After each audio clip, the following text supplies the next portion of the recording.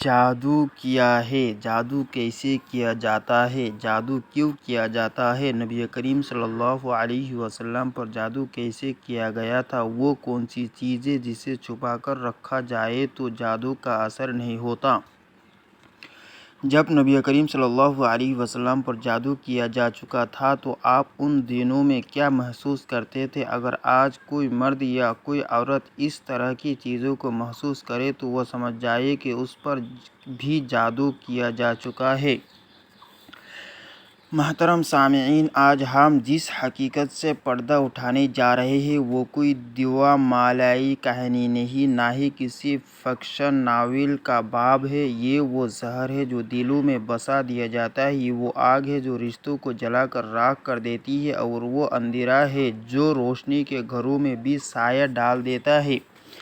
ہم بات کرنے جا رہے ہیں اس خفیہ، منحوس اور خطرناک ہتھیار کی جس کا نام ہے جادو۔ کیا آپ نے کبھی سوچا ہے کہ جب راتوں کو بے وجہ دل گھبرائے، جب جسم بے سبب تھک جائے، جب سوتے جاگتے کچھ دکھائی دے، یا زندگی میں ایک کے بعد ایک بند دروازے ملے، تو کہیں یہ جادو کا وار تو نہیں؟ یہ وہ زہر ہے جو نہ دکھتا ہے، نہ سونگا جا سکتا ہے، نہ ہاتھ آتا ہے، مگر جسم کو مفلوج اور روح کو زنجیروں میں جکڑ دیتا ہے۔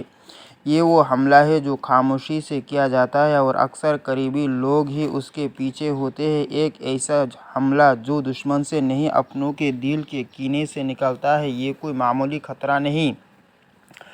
جادو صرف زندگی نہیں برباد کرتا ہے بلکہ دین و دماغ، ایمان اور حتیٰ کہ عقیدے کو بھی چاٹ جاتا ہے، اور حیرت انگیز حقیقت تو یہ ہے کہ جادو کا نشانہ صرف عام انسان نہیں بنا بلکہ خود نبی کریم صلی اللہ علیہ وسلم کو بھی اس کا سامنا کرنا پڑا۔ ذرا سوچیے، جو رحمت للعالمین ہو، جن کے لیے زمین و آسمان کی مخلوق دعائیں کرے، اگر ان پر بھی جادو کیا جا سکتا ہے تو پھر ہم اور آپ کس کھیت کے مولی ہیں؟ یہ انٹو ایک چیخ ہے، ایک تڑپ ہے، ایک تنبیہ ہے ان سب کے لیے جو جادو کو صرف فلموں کی کہانی سمجھتے ہیں۔ نہیں، یہ حقیقت ہے، تلخ، تکلیف دہ اور روح فرسا حقیقت۔ اور آج ہم اسی حقیقت کی تہہ میں اتریں گے۔ کیا آپ تیار ہیں؟ جادو ایک حقیقت ہے، مگر یہ محض کہانیوں کا حصہ نہیں بلکہ انسانی بربادی کا وہ قدیم ہتھیار ہے جو شیطان نے آدم کی اولاد کو نیست و نابود کرنے کے لیے ایجاد کیا۔ جب انسان اللہ کی نافرمانی کرتا ہے، جب حسد دل میں بھڑکتا ہے، جب انتقام آنکھوں میں اترتا ہے، تو وہ شخص شیطان کی گود میں جا گرتا ہے، اور وہیں سے شروع ہوتا ہے جادو کا سفر۔ اسلامی تعلیمات کے مطابق جادو کی ابتدا آسمانوں میں نہیں بلکہ زمین کے اندھیروں میں ہوئی۔ جب اللہ تعالیٰ نے حضرت سلیمان علیہ السلام کو جادو پر غلبہ عطا فرمایا تو شیاطین نے اس کو چھپ کر پھیلانے کی کوشش کی، یہاں تک کہ بنی اسرائیل کے کچھ افراد اس میں مبتلا ہو گئے۔ قرآن میں واضح طور پر ارشاد ہوتا ہے، وَمَا كَفَرَ سُلَيْمَانُ وَلَٰكِنَّ الشَّيَاطِينَ كَفَرُوا يُعَلِّمُونَ النَّاسَ السِّحْرَ۔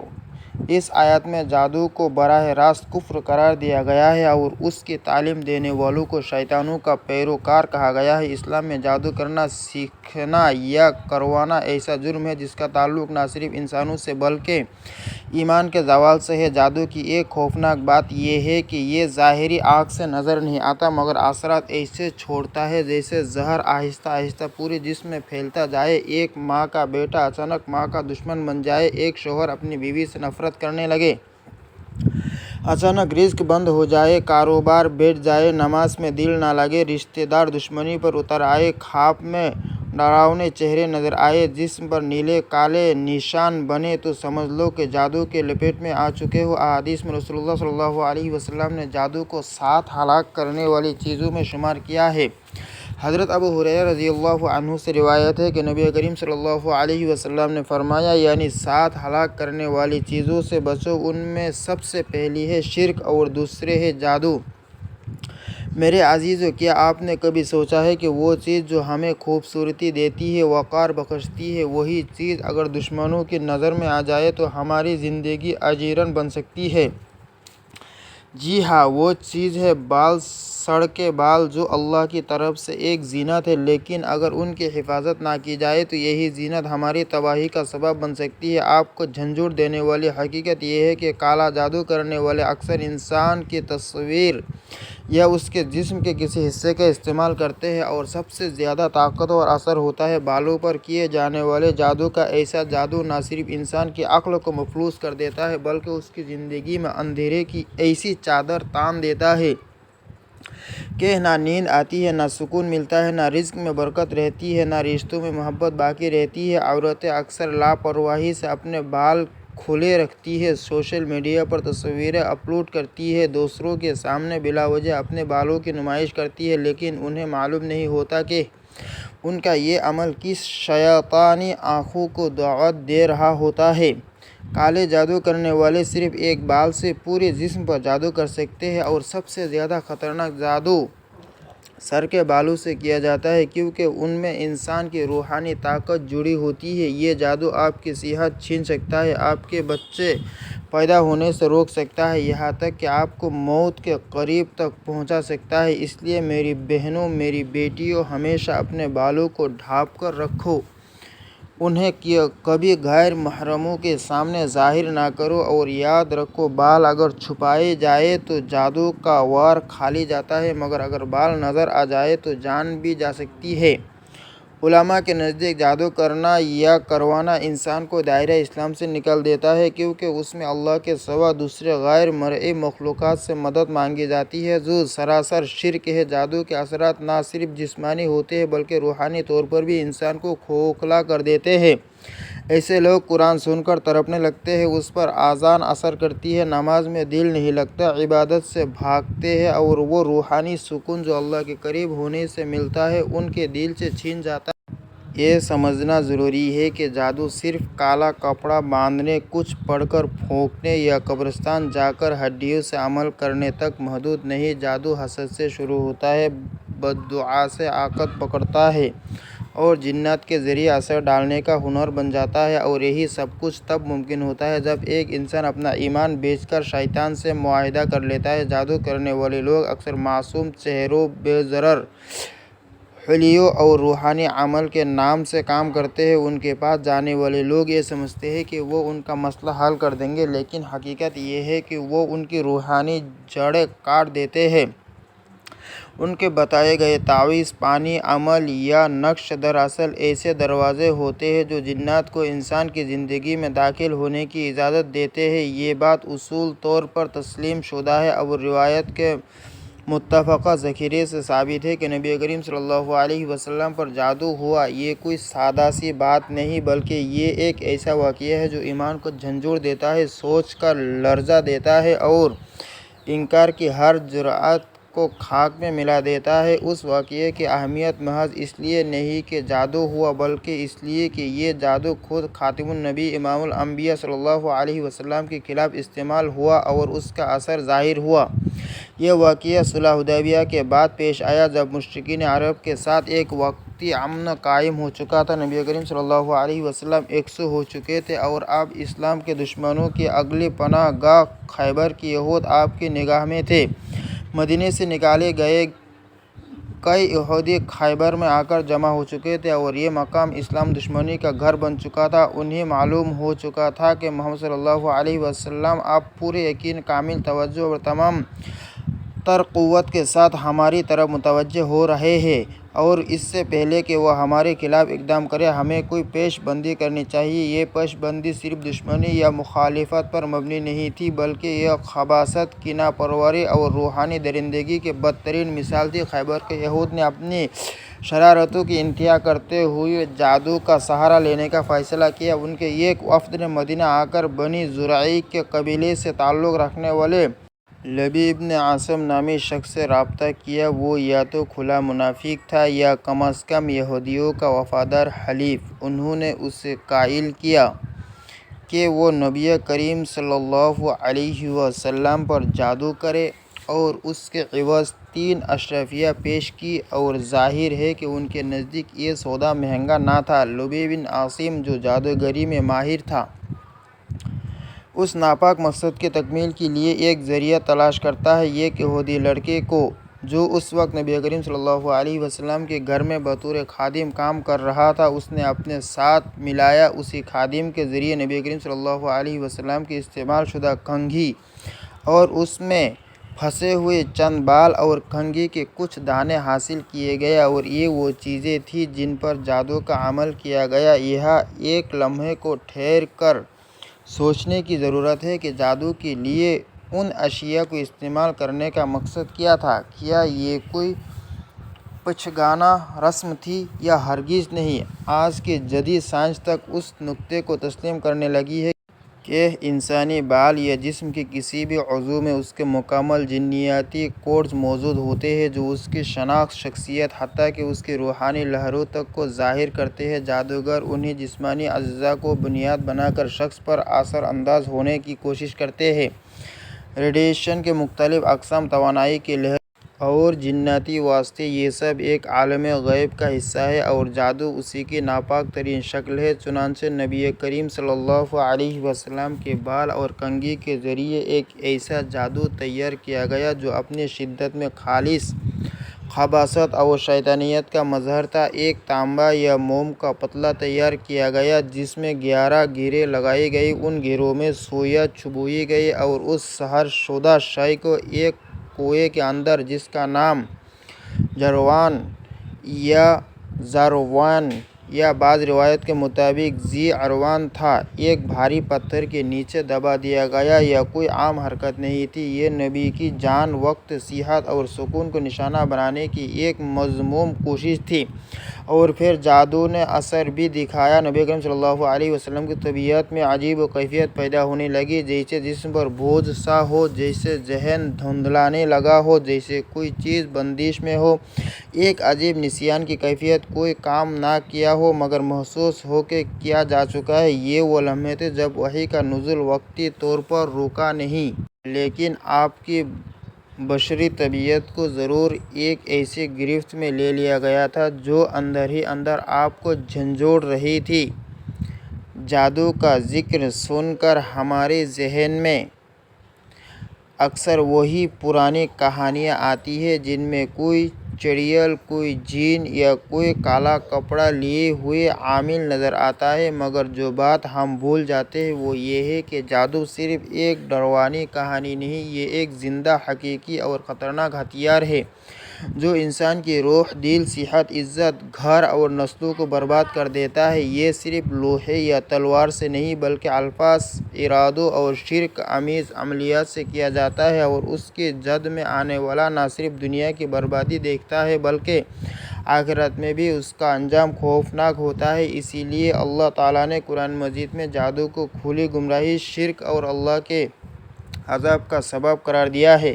قرآن مجید میں اللہ تعالیٰ فرماتے ہیں وَلَا يُفْلِحُ السَّاحِرُ حَيْثُ أَتَىٰ، اور جادوگر جہاں کہیں بھی جائے کامیاب نہیں ہو سکتا۔ یہ آیت اس حقیقت کو کھول کر بیان کرتی ہے کہ جادوگر کی دنیاوی چالاکیاں، اس کے اثرات اور اس کی چرب زبانی کبھی بھی اس کو کامیابی کی راہ پر نہیں لے جا سکتی، چاہے وہ کتنا ہی طاقتور دکھائی دے، مگر اللہ کی نگاہ میں وہ ذلیل ترین انسان ہوتا ہے۔ اور حضرت سلیمان علیہ السلام کے دور کا وہ مشہور واقعہ جو سورہ بقرہ میں بیان ہوا ہے کہ کس طرح بنی اسرائیل نے ہاروت و ماروت کے ذریعے سیکھے جانے والے جادو کو اپنایا اور لوگوں میں فتنے کا سبب بنے۔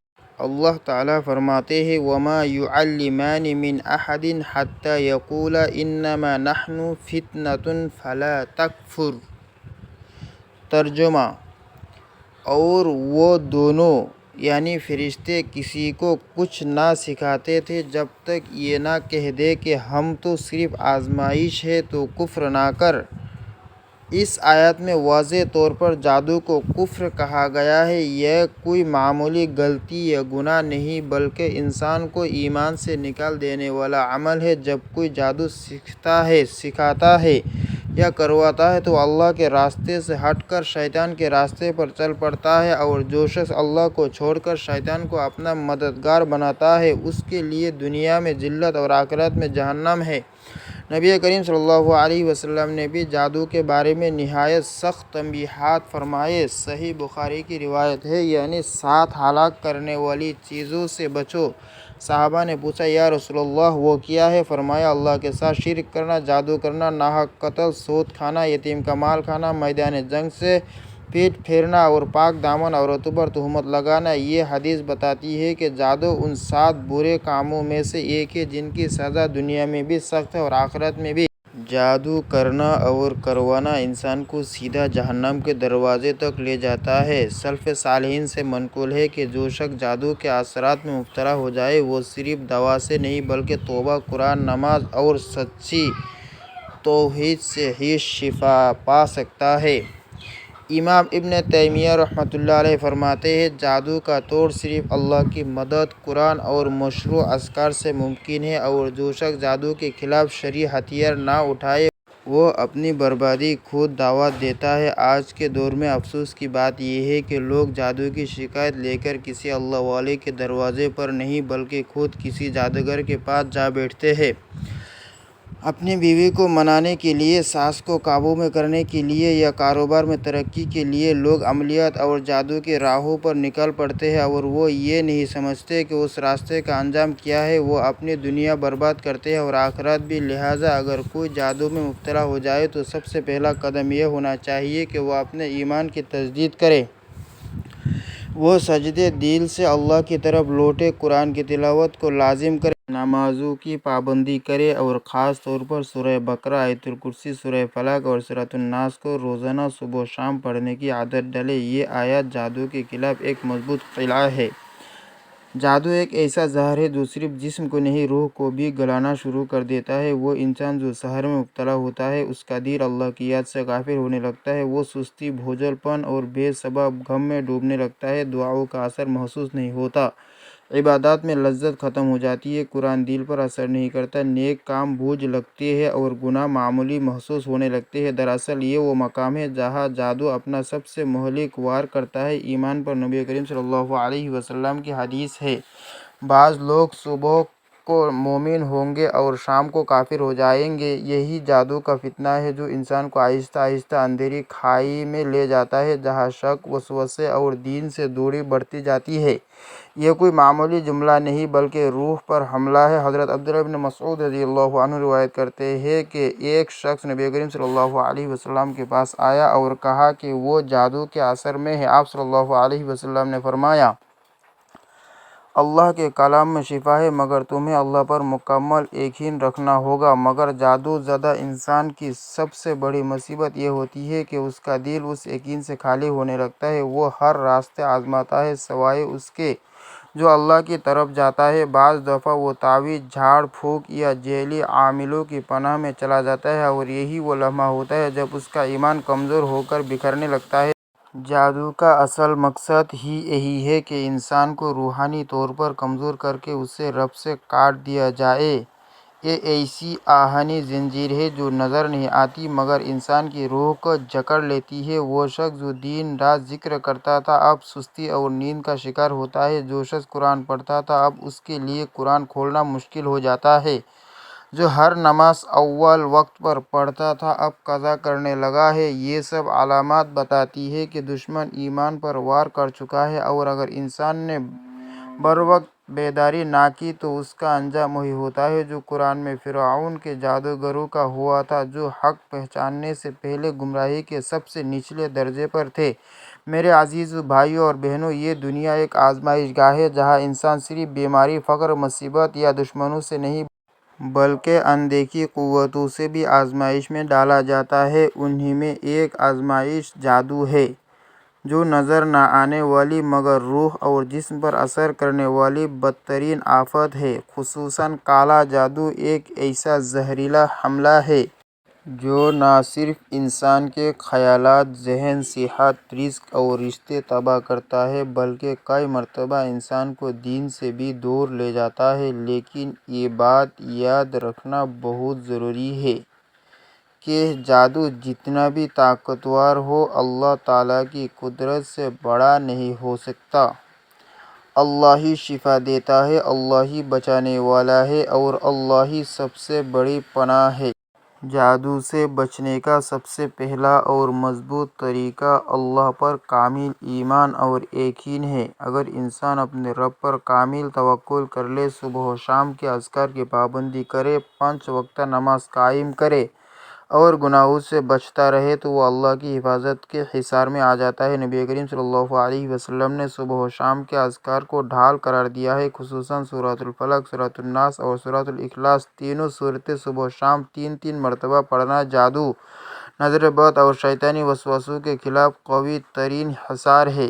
اسی طرح آیت الکرسی بھی بہت بڑی حفاظت ہے۔ نبی کریم صلی اللہ علیہ وسلم کا ارشاد ہے کہ جو شخص رات کو سوتے وقت آیت الکرسی پڑھ لے، اس پر پوری رات اللہ کی طرف سے ایک فرشتہ مقرر کیا جاتا ہے جو صبح تک اس کی حفاظت کرتا ہے۔ جادو سے بچاؤ کے لیے عملی اقدامات بھی ضروری ہیں۔ ایسے تمام مشکوک مقامات یا افراد سے دور رہیں جو نجومی اعمال، پھال نکلنے والی یا استخارے کے بہانے کالے کپڑے، پرندوں کی قربانی یا عجیب تعویذ دیتے ہیں۔ ان سے علاج کرانا خود ایک اور جادو میں پھنسنے کا دروازہ ہے۔ قرآن اور سنت سے ہٹ کر کوئی بھی عمل کرنا، چاہے وہ بیماری کی نیت سے ہی کیوں نہ ہو، ایمان کے لیے خطرہ ہے۔ نبی کریم صلی اللہ علیہ وسلم نے فرمایا، جس نے کسی کاہن یا جادوگر کے پاس جا کر اس کی بات کی تصدیق کی، اس نے محمد صلی اللہ علیہ وسلم پر نازل ہونے والے دین کا انکار کیا۔ اب آتے ہیں کالے جادو کے علاج کی طرف۔ سب سے پہلا علاج روحانی پاکی ہے۔